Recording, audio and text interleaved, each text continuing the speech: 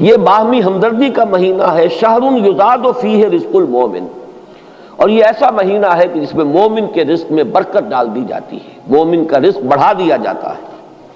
من فطر فیہ صائما، جس کسی نے افطار کرایا اس میں کسی روزے دار کو، کان لہ مغفرۃ لذنوبہ وعتق رقبتہ من النار،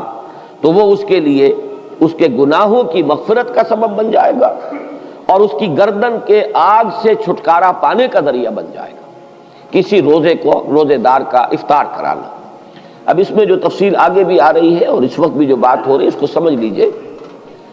ہمارے ہاں اس دور میں عام طور پر رزق کی فراوانی ہے، وہ جو فاقہ اور فقر کی جو کیفیات پچھلے زمانوں کے اندر سننے میں آتی، عام طور پر وہ اب دنیا میں موجود نہیں ہے، لیکن یہ کہ اس دور کا تصور کیجئے کہ وہاں ایسا بھی ہوتا تھا کہ کسی کے پاس کھانے کو کچھ بھی نہیں ہے، خود اپنے لیے بھی کچھ نہیں ہے، ہو سکتا ہے کہ وہ صرف کہیں سے کوئی تھوڑی سی دودھ کی لسی بنا کر بیٹھا ہو روزہ افطار کرنے کے لیے، اور اس کے پاس خود کچھ نہ ہو۔ اس حالت میں کوئی اور شخص جس کے پاس یہ بھی نہ ہو، اگر اس کے پاس آتا ہے تو وہ اپنے اس تھوڑی سی لسی میں سے اگر اپنے کسی اور بھائی کو بھی کچھ پلا دیتا ہے 2 گھونٹ، تو اس کا جو اجر و ثواب اس وقت اس پس منظر میں ہے اس کو ذہن میں رکھیے۔ باقی ہمارے ہاں جو بھی اس وقت ریل پیل ہے، اس ریل پیل میں اگر آپ یعنی روزہ افطار کرنے کی محفلیں روزانہ بھی منعقد کر لیں اور افطاریاں کرائیں اور بہت اعلیٰ افطاریاں کرائیں، تو اس کو اس حساب میں شمار نہ کیجیے۔ بہرحال وہ اپنی جگہ پر ہے، اس کو انسان احباب کے ساتھ محبت کے اضافے ہی کے لیے کرتا ہے، اور وہ محبت خالص اللہ کے لیے، اللہ کے دین کے لیے، اس کا اپنی جگہ پر اجر و ثواب ہوگا۔ لیکن یہ جو اجر و ثواب یہاں بیان ہو رہا ہے اور جس درجے کا اجر و ثواب بیان ہو رہا ہے، اس کے لیے اس قسم کے پس منظر کو سامنے رکھنا ضروری ہے، ورنہ یہ بہت مبالغہ سا معلوم ہوتا ہے کہ اتنی سی بات کے اوپر اتنا بڑا اجر و ثواب، لیکن اس کو اگر اپنے اوپر انسان طاری کرے، جیسا کہ آتا ہے بہت سے صحابہ کے بارے میں، انہیں تو فاقے ہوتے تھے، اور کئی کئی وقت کے فاقے، اصحاب صفہ خاص طور پر، کہیں سے کچھ آگے آئے تو کھا لیا ہے، نہیں آیا ہے تو کئی کئی وقت کے فاقے ہو رہے ہیں۔ حضرت ابو ہریرہ فرماتے ہیں رضی اللہ تعالی عنہ، کیونکہ وہ بھی اصحاب صفہ میں شامل تھے، کہ ایسا بھی ہوتا تھا کہ کئی کئی وقت کے مسلسل فاقے کی وجہ سے غشی طاری ہو جاتی تھی، لیکن لوگ یہ سمجھتے تھے کہ شاید انہیں مرگی کا دورہ پڑا ہے، لہذا وہ گردن پر پاؤں رکھ کے اور دباتے تھے۔ یہ کیفیت بھی وہاں پر ہوتی تھی، چونکہ اللہ تعالیٰ نے جو نظام محمد الرسول اللہ صلی اللہ علیہ وسلم کو دیا، اس میں وہ جبری مساوات نہیں تھی، والنٹری تھا جو معاملہ تھا۔ جو زکوٰۃ ہے وہ فرض ہے، لیکن یہ کہ باقی صدقہ خیرات اپنے رزق میں دوسروں کو شامل کرنا، یہ لوگوں کے اپنے جذبے پر چھوڑ دیا گیا تھا۔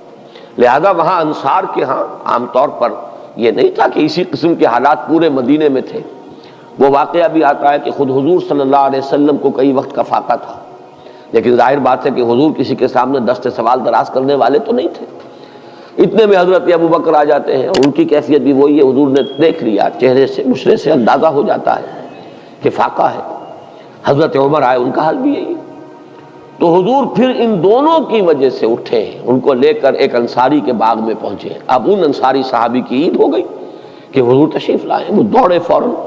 باغ میں سے کچھ انگوروں کے خوشے، کچھ اور چیزیں لا کے فوراً رکھی، اور پھر چھری ہاتھ میں لے کر دوڑے لپکے کہ کسی جانور کو ذبح کرے اور پھر یہ کہ ضیافت کا اہتمام کرے۔ تو حضور نے فرمایا دیکھنا کہ کسی دودھ دینے والے جانور کو ذبح نہ کرنا، کوئی اور نہ ہو اور بکری ہی ہو اور وہ دودھ دیتی ہو اور بچوں کے لیے وہ ایک ذریعہ بنتا ہو اور تم اس کو ذبح کر دو۔ بہرحال اس کے بعد انہوں نے، جیسا کہ آپ کو معلوم ہے کہ وہاں گوشت اس طرح تیار نہیں ہوتا تھا، وہ تو بس یہ کہ اس کو گوشت کو تیار کیا اور سیکا آگ کے اوپر، اور گوشت تیار ہے کھانے کے لیے۔ تو وہ حضور نے بھی تناول فرمایا، حضرت ابو بکر نے، حضرت عمر نے، اور پھر حضور نے فرمایا روٹی کا تھوڑا سا ٹکڑا لے کر اس پر چند بوٹیاں رکھ کر کہ یہ عائشہ کو بھی دے آؤ، اسے بھی کئی وقت کا فاقہ ہے رضی اللہ تعالیٰ۔ ان حالات کو دیکھیے کہ اس میں یہ کیفیت ہے کہ ایک آدمی جبر کر رہا ہے، اس نے فرض کیجئے کہ اس سحری کے وقت بھی اسے کچھ نہیں ملا ہے، روزہ ایسے ہی رکھ لیا ہے، اب روزے کے افطار کے وقت اسے کوئی شے جو ہے میسر آ گئی ہے، اس کو لے کر وہ بیٹھا ہے کہ دیکھتا ہے کہ کوئی اور ساتھی، کوئی اور دوست، کوئی اور مسلمان بھائی ایسا بھی ہے جس کو یہ بھی میسر نہیں۔ اب اس میں سے وہ چند گھونٹوں میں سے چند گھونٹے پلا دینا، اگر ایک گلاس کسی کے پاس ہے تو اس میں سے 2 گھونٹ پلا دینا واقعتاً اس کا اجر و ثواب جو ہے وہ وہی ہوگا جو حضور صلی اللہ علیہ وسلم بیان فرما رہے ہیں۔ تو فرمایا من فطر فیہ صائما کان لہ مغفرۃ لذنوبہ وعتق رقبتہ من النار